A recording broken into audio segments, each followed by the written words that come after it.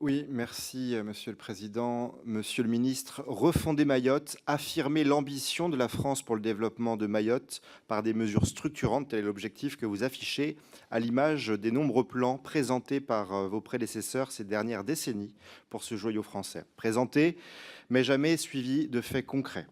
Alors mes questions seront simples et directes, Monsieur le ministre, car les Mahorais méritent des réponses et surtout méritent de votre part la vérité enfin.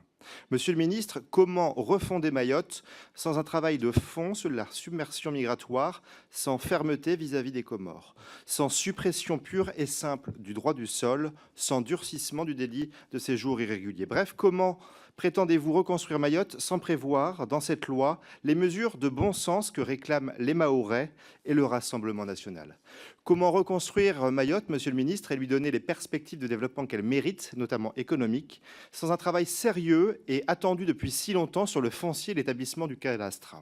Comment imaginer l'avenir sans solution immédiate à travers des bateaux-usines, par exemple, pour que les Mahorais ne manquent plus d'eau potable, comme c'est le cas encore aujourd'hui, malgré vos promesses et celles du président de la République? Comment respecter les Mahorais sans perspectives concrètes et calendrier précis sur la nécessaire convergence vers le droit commun des prestations sociales? Bref, comment reconstruire Mayotte sans prendre en compte l'aspiration et les demandes légitimes des Mahorais, relayées et portées ici par notre collègue député de Mayotte, Ansha Bamana, qui voue sa vie et son engagement à la défense de son île et à la défense des Mahorais, ces Français patriotes de l'océan Indien.